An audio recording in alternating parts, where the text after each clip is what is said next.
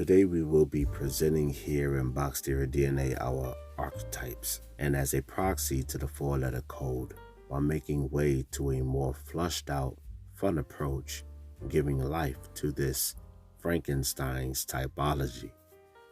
I like to mention the active hands to this theory and myself, contemplator, Maestro Fred, the architect, for the present structural layout given overall.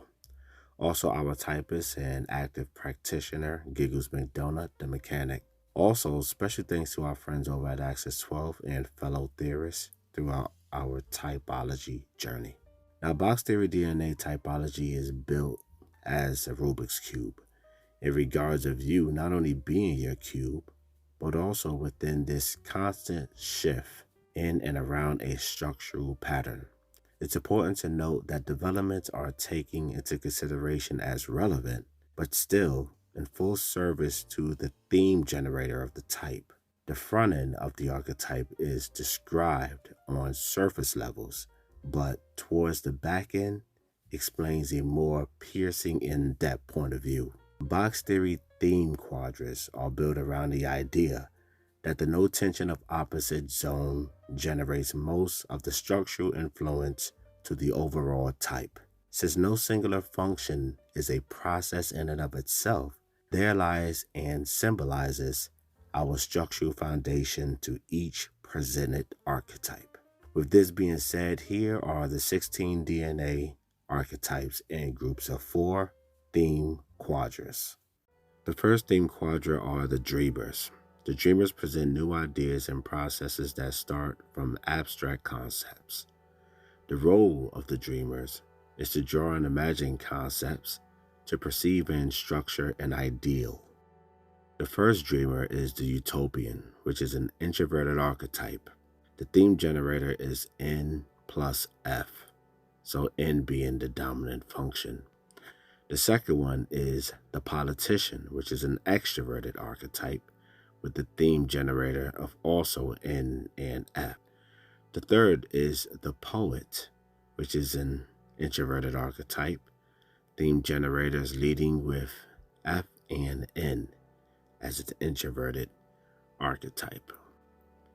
And the last one within the dreamers is the fortune teller, which is an extroverted archetype with the theme generator of F and N.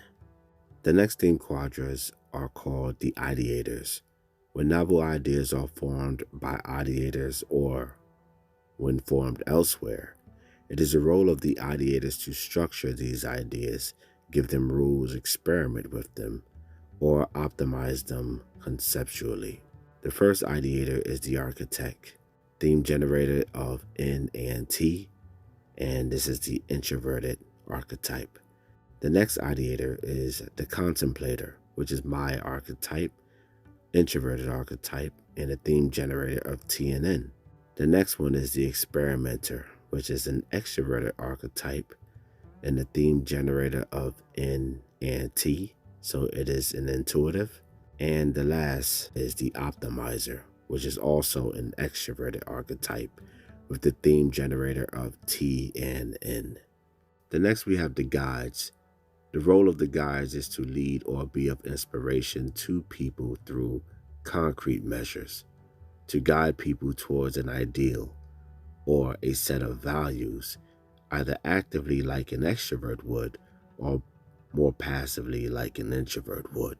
The first guide is the leader, an extroverted archetype with a theme generator of S to F.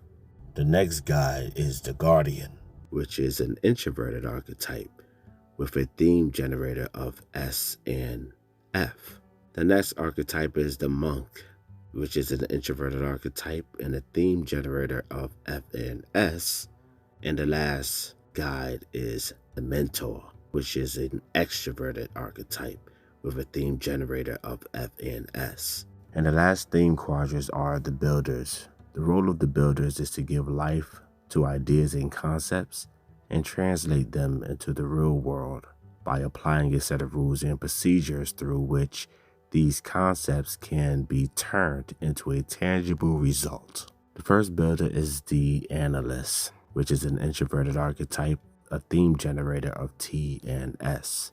The next one is the mechanic, which is the extroverted archetype with the theme generator of S and T. The next is the legislator, which is an introverted archetype of S and T. And the last is the mogul, which is an extroverted archetype with a theme generator of T and S. So it's important to note that this is just a brief summary of Box Theory DNA archetypes, and maybe you're able to type yourself with these simple archetypes now, but stay tuned as we will give a more in-depth overview within the archetype in future videos. Thank you.